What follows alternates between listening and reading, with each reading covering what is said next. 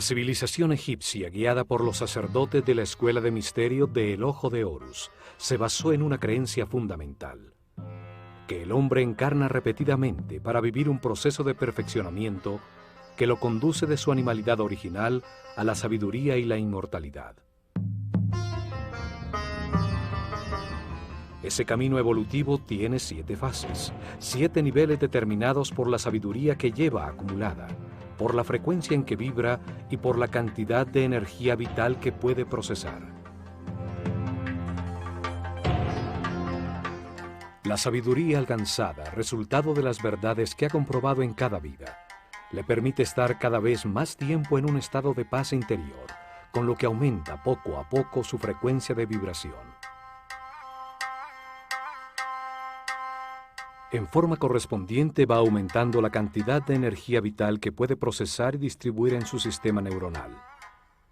Cada vez utiliza un chakra más alto, de los 7 ubicados sobre su columna vertebral, para captarla, y su aura o campo electromagnético personal va creciendo en consonancia. Las circunstancias que el hombre experimenta, los procesos que debe vivir con el objeto de evolucionar, de adquirir sabiduría, fueron diseñados por Dios de una manera perfecta. Los egipcios creían que la energía que fluye de Dios y que se manifiesta de distintas maneras determina los procesos a que es sometido cada espíritu. El universo sería como una fábrica de conciencias sometidas a una serie de procesos lineales.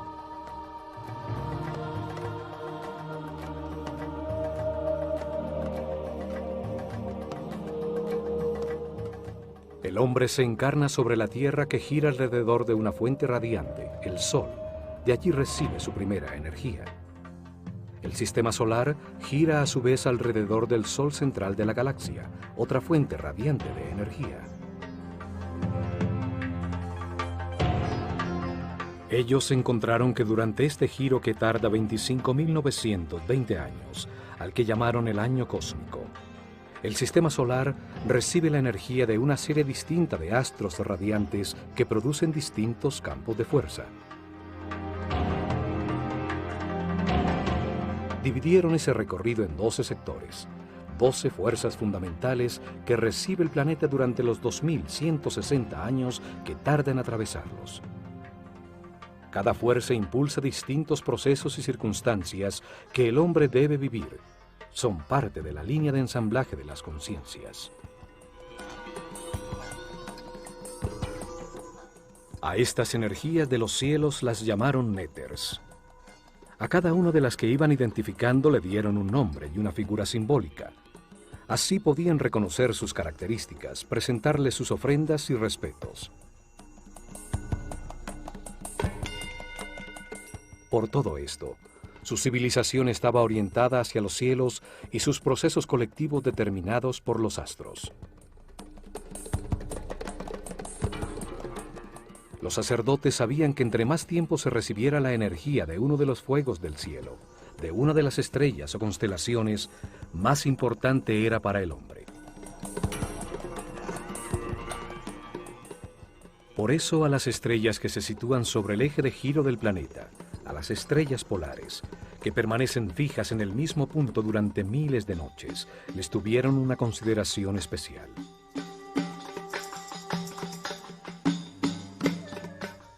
Además, en una época en que la noche era como la muerte, el pueblo, al encontrar que estas estrellas aparecían siempre en el mismo sitio, sin moverse por la bóveda celeste, las convirtió en el poder que reina en la oscuridad, fuerzas nefastas que traían la muerte y las desgracias.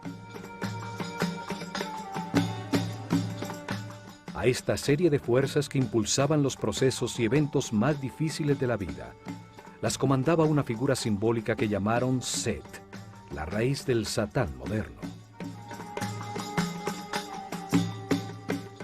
Set, el señor de la oscuridad, el poder que retrasa el avance del hombre, el que lo sumerge en las pasiones animales, logrando que permanezca detenido en la ignorancia, cumplía una función importantísima en el universo egipcio. Impulsaba al hombre a cometer errores, inducía conductas agresivas, irrespetuosas, que solo producían dolor, sufrimiento, angustia y miedo. Los resultados de estas conductas equivocadas agobiaban al hombre, saturándolo de sufrimiento, impulsándolo a buscar el camino de la paz y la felicidad. Comprendía que con sus actuaciones agresivas hacia los demás, solo se estaba haciendo daño a sí mismo. Entonces cambiaba, y la fuerza de la luz iluminaba su conciencia.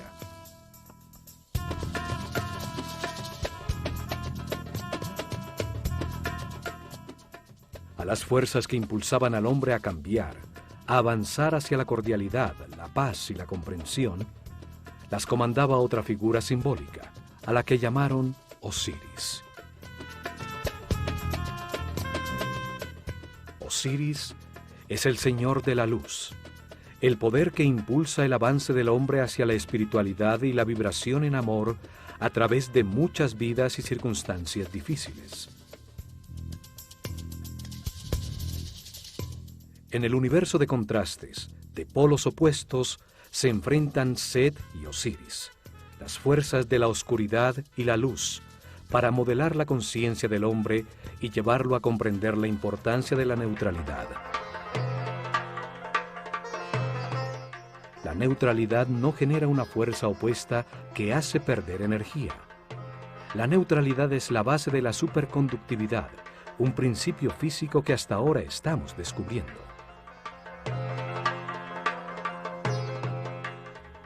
La neutralidad implica respeto por los demás. Implica tener la conciencia para no intervenir e impedir sus procesos de destino, las circunstancias difíciles que necesita vivir para aprender.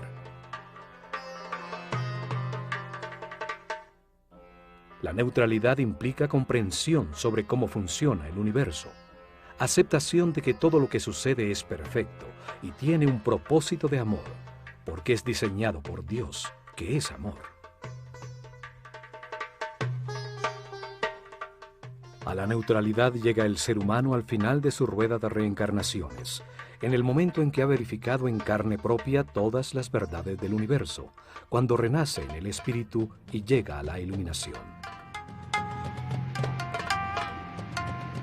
Este momento es simbolizado por Horus, un halcón dorado que todo lo ve, todo lo sabe, que vuela sobre los contrastes y las limitaciones materiales del universo, gracias a que no produce resistencia.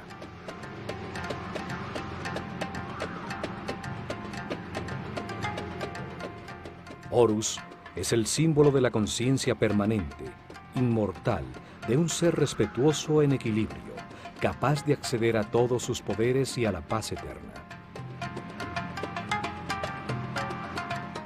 Este momento de equilibrio es experimentado en el planeta 4 días al año, los días del equinoccio de invierno y verano, cuando el día tiene la misma duración que la noche.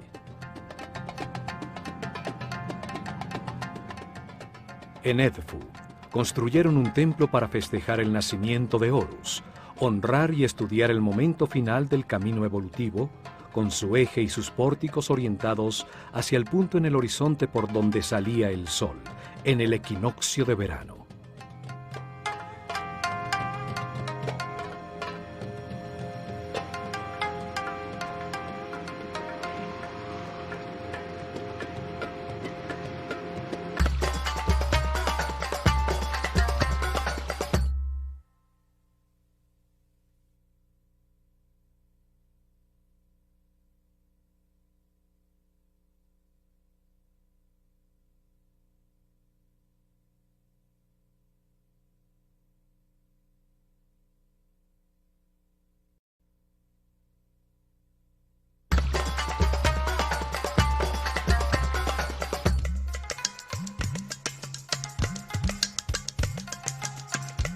Casi todos los complejos religiosos egipcios albergaban en su interior 2 templos, 2 observatorios astronómicos, uno solar y otro estelar, con sus ejes y pórticos orientados a 90 grados el uno del otro.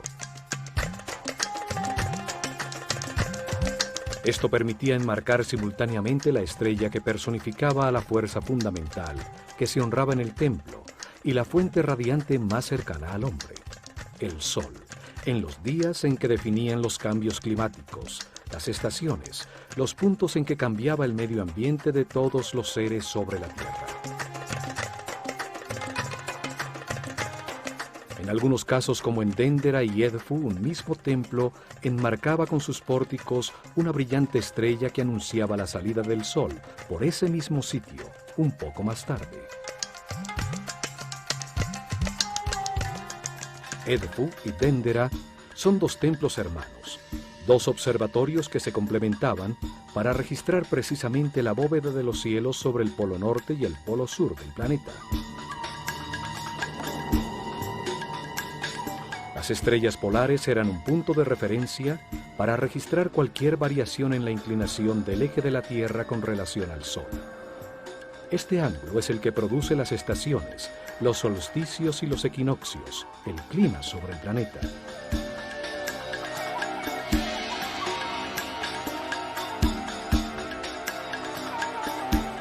El estudio y registro de estas estrellas fijas, su relación con el Sol y las otras estrellas, era muy importante, pues cualquier variación en su movimiento habitual preconizaba grandes cambios en la vida del hombre. Eran las estrellas nefastas, las de los grandes cambios.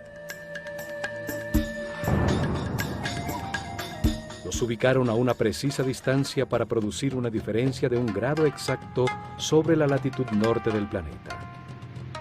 Dendera está sobre los 26 grados y Edfu sobre los 25 grados de latitud al norte del ecuador de la Tierra.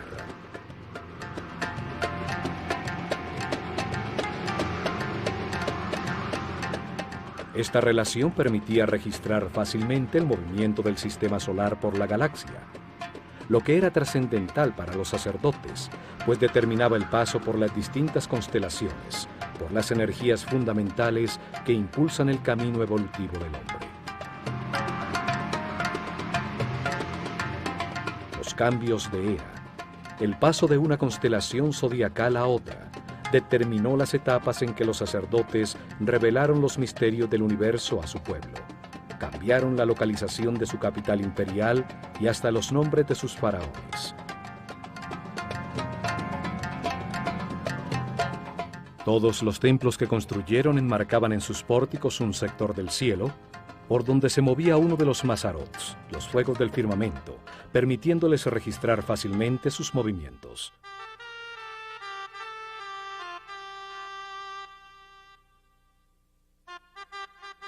El templo de Horus en Edfu estaba orientado hacia el polo sur, enmarcaba a la estrella Canopus, mientras que el templo de Hathor en Dendera enfocaba sobre el polo norte a la estrella Alfa Draconis. El templo de Horus en Edfu festejaba su nacimiento en el equinoccio de verano, 3 meses más tarde. El templo de Hathor en Dendera festejaba la renovación de la vida, la fertilidad que producía la inundación del Nilo el día del solsticio de verano.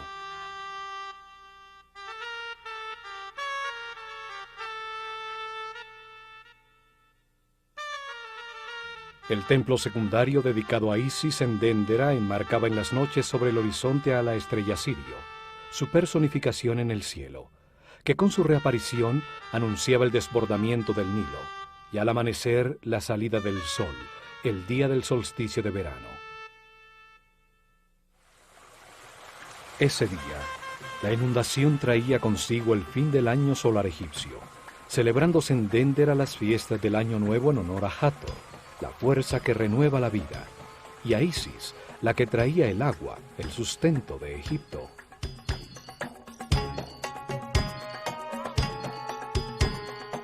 Tres meses más tarde, el templo de Neftis en Edfu, del que solo se conservan los cimientos, enmarcaba el punto sobre el horizonte por donde aparecía la estrella Procyon, la que marcaba el tiempo de siembra y al amanecer la salida del sol el día del equinoccio de invierno.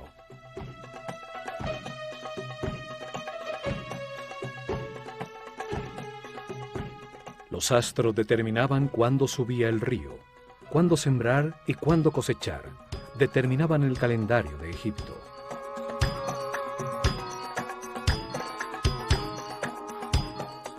Como los dos templos, las dos estrellas tienen también una estrecha relación.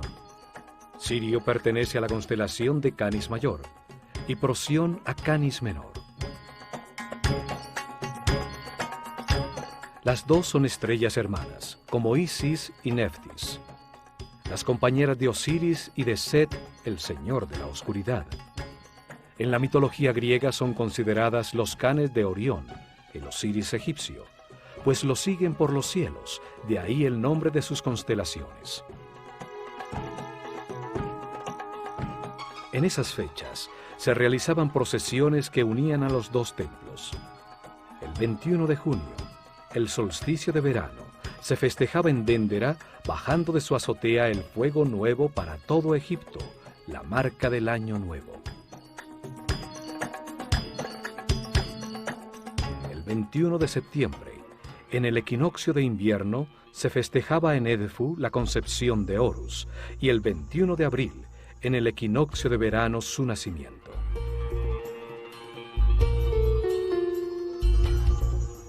Hasta allí acudía la barca de oro con la figura de Hathor, que por el Nilo venía desde Déndera. Esta ceremonia era llamada el Festival del Bello Encuentro, cuando Hathor, la fuerza de la vida, festejaba en Edfu la culminación del proceso que ella había puesto en marcha.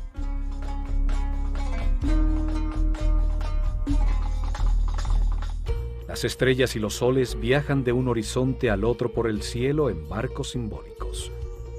Las figuras que representaban a estas estrellas, como Hathor o Isis, eran paseadas dentro de barcas de oro, en las procesiones que las llevaban por el Nilo de un templo al otro.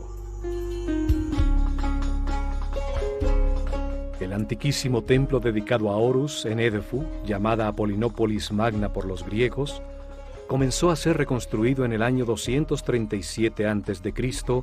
durante el reinado del faraón Ptolomeo III, uno de los reyes macedonios que gobernó a Egipto como heredero de Alejandro Magno.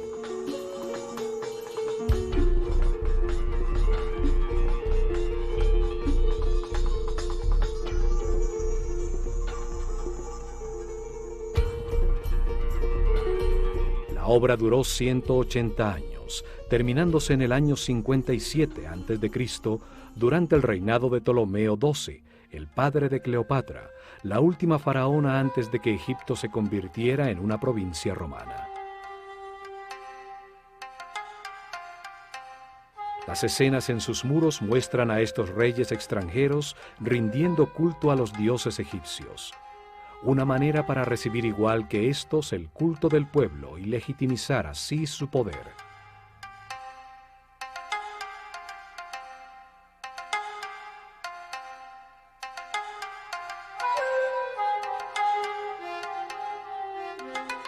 El pueblo de Edfu ha ocupado los terrenos que antes eran exclusivos del complejo religioso. Sus muros exteriores de protección desaparecieron hace mucho tiempo.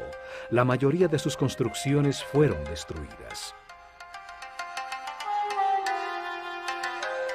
Aún permanece intacto el templo principal dedicado a Horus, el Halcón Dorado, reconstruido por los Ptolomeos, paralelo al Nilo, en el mismo sitio donde un templo más antiguo había existido.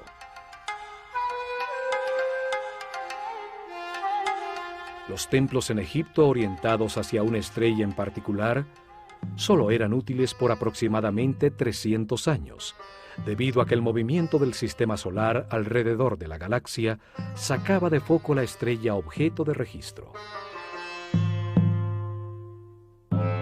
Esta razón determinaba que había que desbaratar el templo totalmente y volverlo a armar con su eje corrido aproximadamente 4 grados.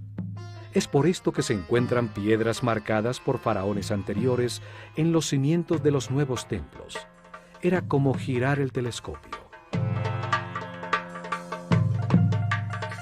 El caso de los templos solares es distinto, pues el ángulo entre el ecuador de la Tierra y la eclíptica por donde se mueve el Sol cambia solamente 1 grado cada 7.000 años. Los templos solares, enfocados al punto en el horizonte por donde sale el Sol, en una fecha especial, servían por miles de años. El eje del templo está orientado hacia los 86.5 grados suroeste. Allí, a los 26 grados sobre el horizonte, se situaba todas las noches prácticamente sobre el polo sur la estrella Canopus, la segunda más brillante de los cielos después de Sirio.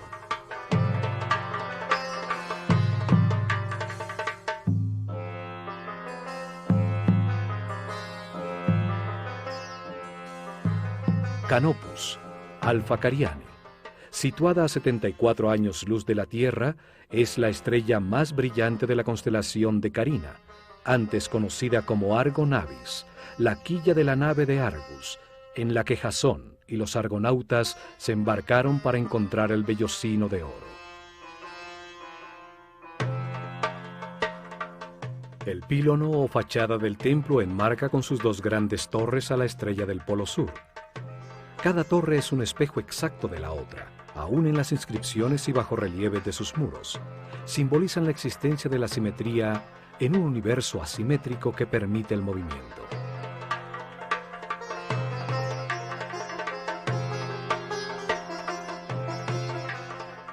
En el frente, la figura del faraón esgrime una vara de poder, con un gesto amenazador hacia los enemigos de Egipto, en un símbolo recurrente desde la antiquísima paleta de Narmer. Sobre el dintel, el disco alado con las dos serpientes. Las dos torres producen la imagen en los hieroglifos de un horizonte entre montañas que enmarcan al sol. El pílono de 35 metros de alto, la altura de un edificio de 10 pisos, soportaba 4 altísimos mástiles, en cuyas puntas ondeaban al viento larguísimas banderas de brillantes colores. Al atravesar el pórtico por el eje del templo, se llega a un patio abierto, conformado en sus lados por un peristilo, un corredor sombreado por una pequeña cubierta soportada por 32 columnas con capiteles florales de distintos estilos y variadas formas.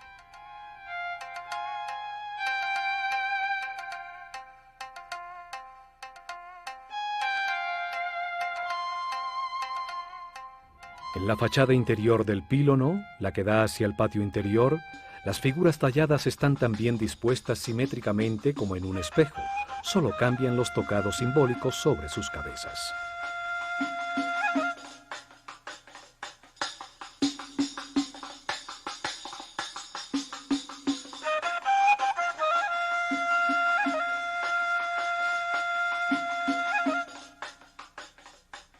El muro de cerramiento totalmente decorado y la columnata le dan una forma perfectamente simétrica al patio exterior. El equilibrio del conjunto llena de armonía al espacio, donde los iniciados recibían sus lecciones.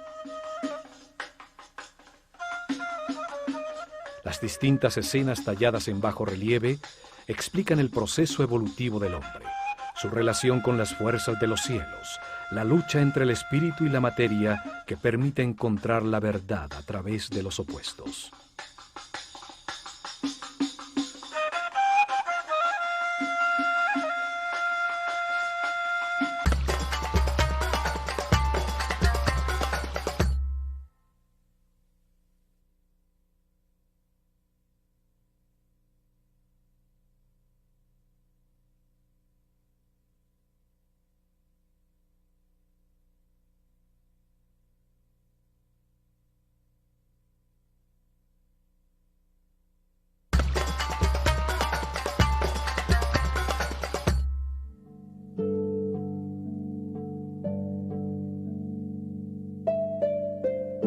En los tiempos de la Escuela de Misterios existía en este patio un bello jardín, donde los iniciados realizaban ejercicios para verificar en carne propia las informaciones suministradas por sus maestros.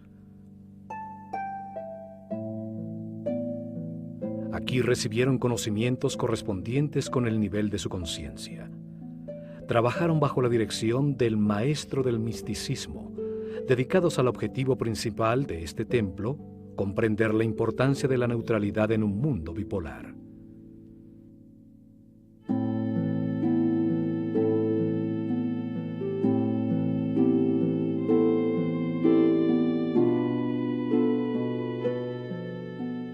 Probaron que podían llevar su conciencia individual hacia la conciencia universal. Entendieron la necesidad de un universo de contrastes que produjera vivencias, situaciones y procesos ante los cuales se puede decidir libremente. Cada vida permite experimentar un sitio distinto, una familia distinta, diferentes condiciones de salud y riqueza. Se enfrenta a distintas situaciones en las que puede cometer distintos errores. Set es derrotado en la conciencia del hombre gracias a los errores que éste cometió a lo largo de muchas reencarnaciones. La comparación de los resultados obtenidos con sus actuaciones son los que producen comprensión, luz en la mente. Experimentaron el principio vital de otros seres. Entendieron que realmente solo existe una gran conciencia en el universo. Lo verificaron frente a una de las palmas del jardín del peristilo, cuando se concentraron en ella hasta sentir en sus hojas el viento. Descubrieron que entregándose totalmente, se realiza una fusión con el aparente exterior. El tiempo deja de existir y su conciencia y la de la planta se funden en una sola, ocupan el mismo espacio. El maestro les enseñó que toda concentración comienza como un ejercicio intelectual, dirigiendo la atención hacia la planta, trayendo a la mente todo lo que se sabe de esta. La razón aclara la mente, ordena, evalúa, compara, analiza, hasta definir las características que convierten un ser en planta. Encontraron que una vez que se sabe todo sobre el objeto de la concentración, el trabajo intelectual cesa. En ese momento pasaban a la segunda fase de la concentración. Usaron la intuición y todos los sentidos como una forma de percepción para sentir todo lo que la palma es. Palparon su forma, observaron su color, su olor, su sabor, escucharon su sonido interno. En una última fase, realizaron ejercicio de concentración espiritual. Ya no pensaban en la palma, ya no sentían cómo era, sino que en la conciencia el hombre se convierte en palma y logra experimentar un estado distinto de ser al suyo habitual.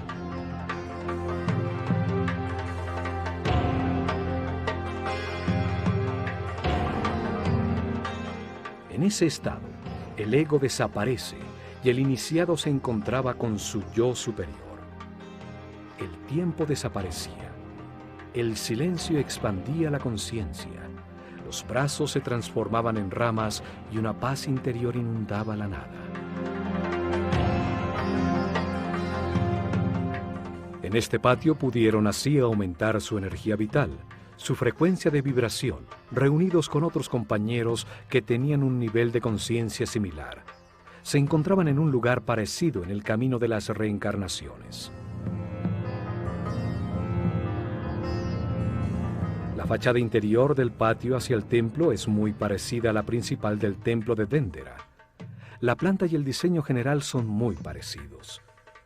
Ambos templos fueron reconstruidos siguiendo los planos realizados por Imhotep, el arquitecto que construyó la pirámide escalonada de Saqqara.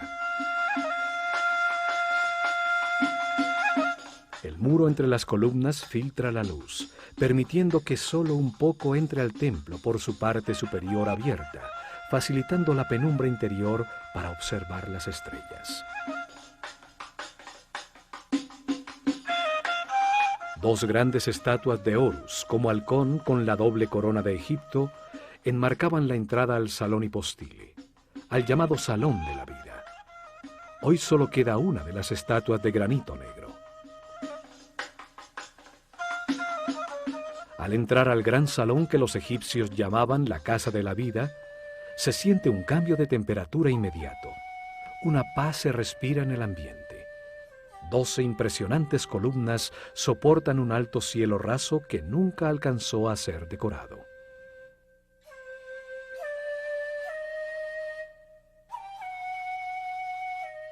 Al recorrer este salón, utilizado en el trabajo diario por los iniciados del templo, las altísimas columnas con sus hermosos capiteles producen una sensación de equilibrio, de permanencia. También, como en Déndera, este salón tiene una pequeña capilla para guardar los papiros en los que trabajaban los escribas y los que se necesitaban para las lecciones con los discípulos del templo.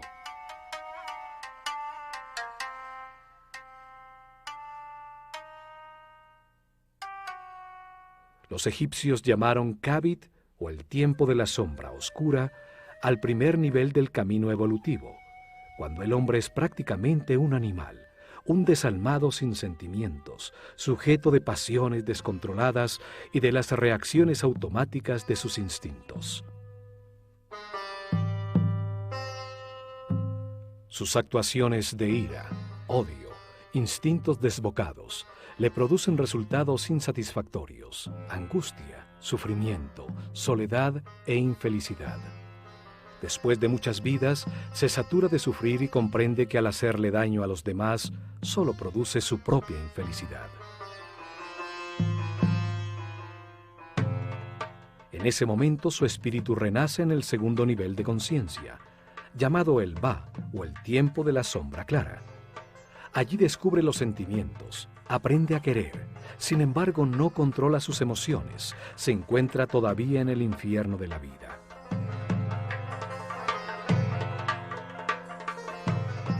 Al ascender al tercer nivel, llamado el tiempo del corazón que respira, el péndulo lo lleva al extremo opuesto.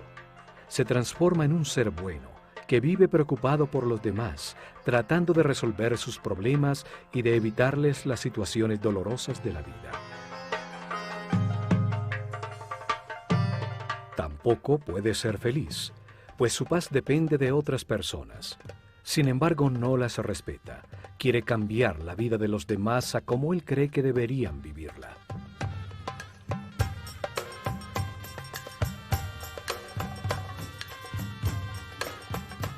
Esta actitud lo lleva a enfrentar su sistema de creencias con el de los demás, pues no respeta las decisiones que éstos toman y cuando le suceden situaciones difíciles para que aprenda, las considera injustas, pues se ve a sí mismo como un ser bueno que solo vive por los demás.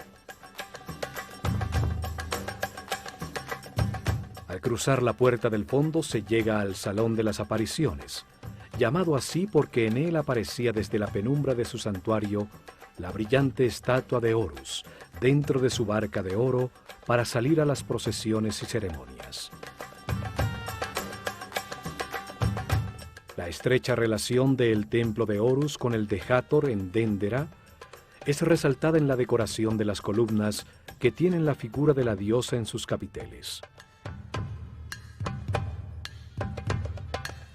Al lado izquierdo está el salón de recibo de las ofrendas del pueblo, con su puerta al exterior y el salón donde se almacenaban y se preparaba el incienso.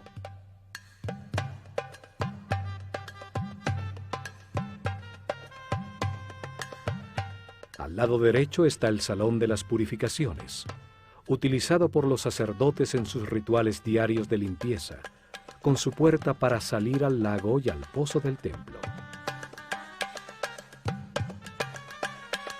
Los sacerdotes escogían a sus discípulos entre los seres que manifestaban mayor respeto por los demás, mayor sensibilidad, los que demostraban tener mínimo un tercer nivel de conciencia.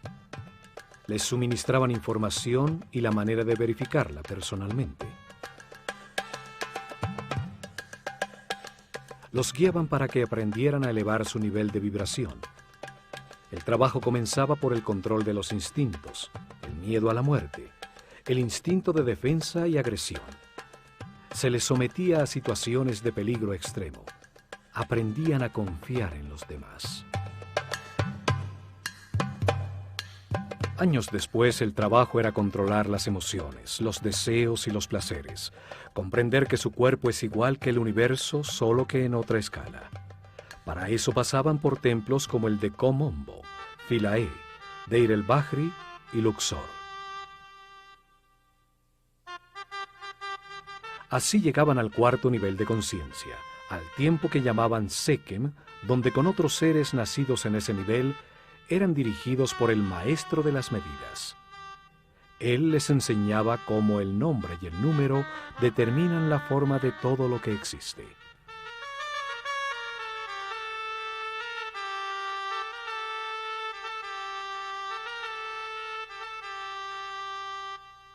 En templos como el de Dendera se transformaban en Kabirim, los que registran los cielos, aprendiendo cómo los ciclos de los astros afectan al hombre, las fuerzas fundamentales, las frecuencias vibracionales, de Fi, de la proporción áurea y de la flor de la vida.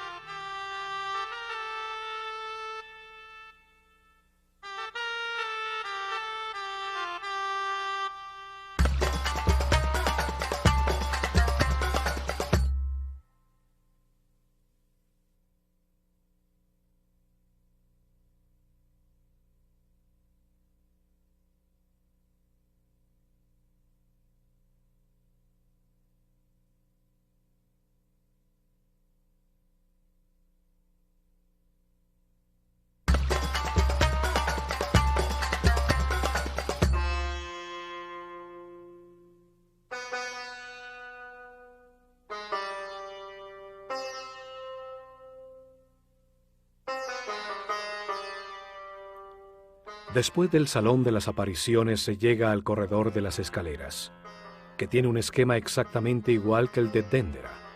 Una escalera caracol a la derecha y una larguísima escalera recta dentro del muro de cerramiento que conduce a la azotea.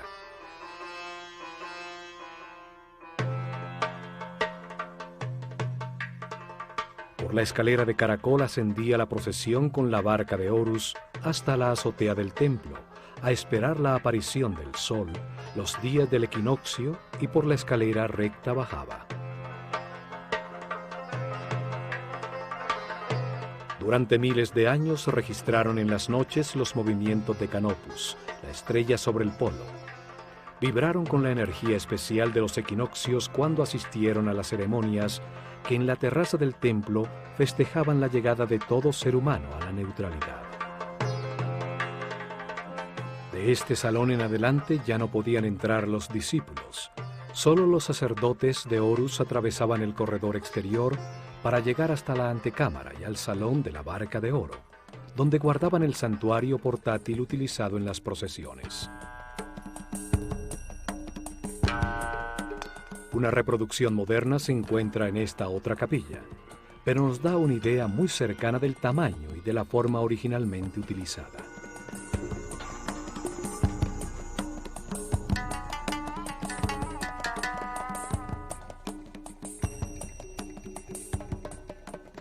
La antecámara de las ofrendas también comunica con la llamada capilla pura, un espacio abierto donde las figuras simbólicas de las fuerzas fundamentales del universo eran expuestas a los rayos del sol para que renovaran su energía.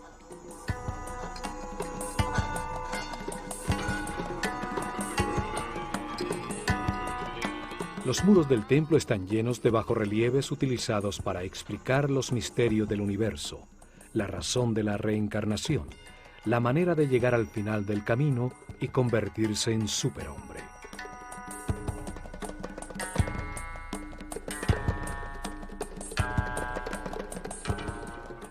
En este mural el faraón Ptolomeo IV, rodeado por un sicomoro, el árbol de la vida.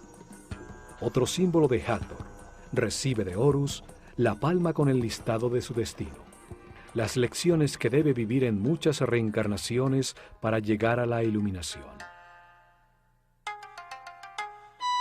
Al otro lado, la figura de Nekhbet le entrega el destino inmediato, el que debe vivir en esta vida como faraón.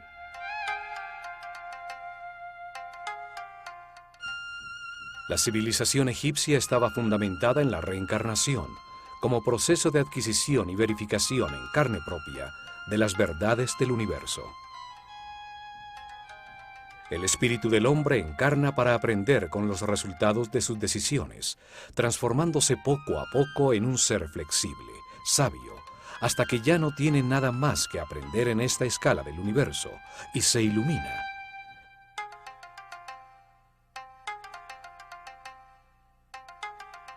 Desde la claridad exterior a la penumbra del Sancta Sanctorum, el nivel de los pisos va ascendiendo para permitir que desde allí el sacerdote pudiera observar el cielo enmarcado en los pórticos sobre las cabezas de los discípulos participantes en las ceremonias.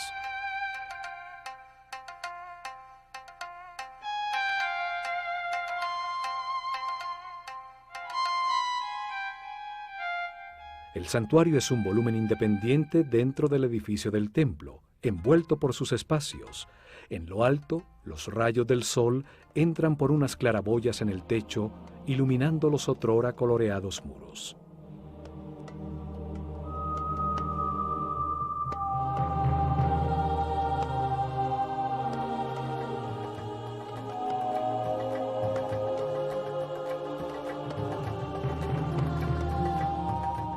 En lo más profundo y oscuro del templo, se llega al santuario, donde se encontraba el naos, la capilla de granito que contuvo la figura simbólica de Horus, el símbolo del renacimiento espiritual, de la maestría, del momento en que el hombre se convierte en superhombre.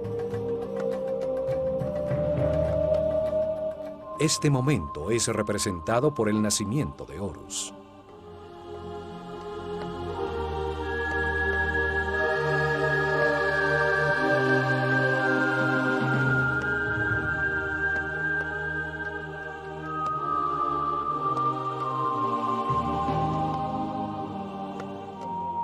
Aquí, rodeando el santuario, se encuentran escenas talladas que hacen referencia al momento de la iluminación.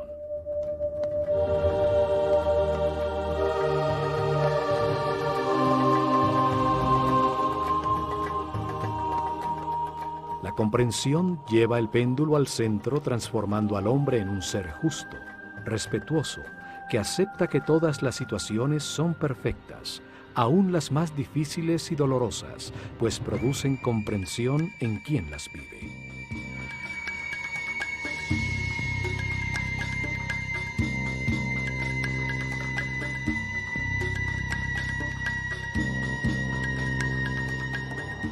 El malo se convierte en bueno, el bueno en justo, y por último el justo en sabio. En ese momento llega la iluminación representada por Horus, cuando se renace desde el espíritu, al terminar la rueda de reencarnaciones en esta escala del universo, para continuar el camino de perfeccionamiento en una jerarquía más alta. El hombre que nace en la carne, renace en el espíritu. Así termina su transformación desde su animalidad original a la espiritualidad eterna. Desde su conciencia temporal a la conciencia permanente, de la mortalidad a la inmortalidad. El amor permanente en pensamiento, palabra y obra, producto de estas comprensiones, hace que el ego desaparezca para siempre, y con él la rueda de reencarnaciones.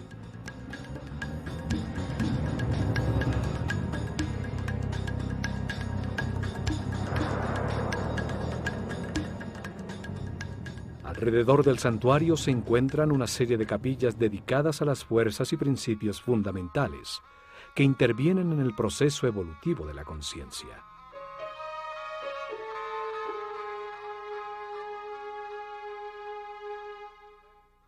Osiris tiene una capilla que es fácilmente reconocible para el pueblo que no podía entrar al templo, a través de los bajorrelieves que adornan el muro exterior, permitiéndoles acercarse y colocar sus ofrendas desde un lugar cercano e inmediato.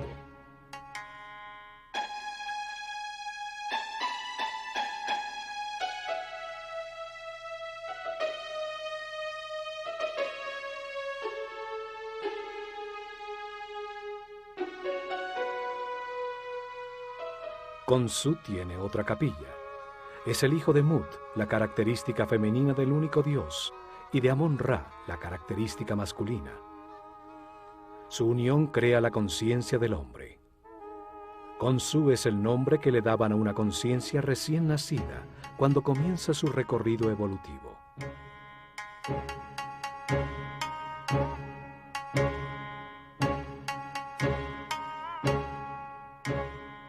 Amon-Ra, el dios Dios creador de la conciencia tiene una capilla con información sobre el proceso evolutivo, y las 9 fuerzas fundamentales tienen otra.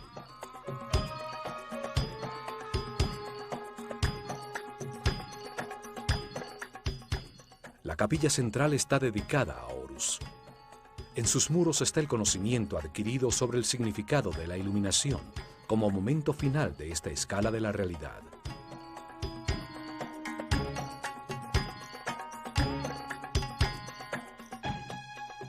A este templo llegaron iniciados en el 4º nivel de conciencia.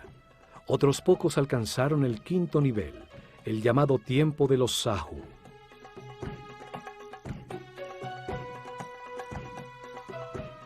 Aquí recibieron información sobre la meta del camino de reencarnaciones. Comprendieron el significado de la neutralidad.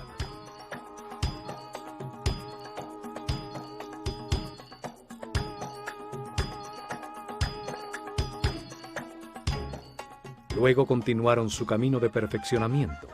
Se embarcaron en el río para llegar a Karnak, al templo de la conciencia del hombre, donde buscarían la sabiduría a través del arte, del conocimiento de su inconsciente al revivir su cadena de reencarnaciones.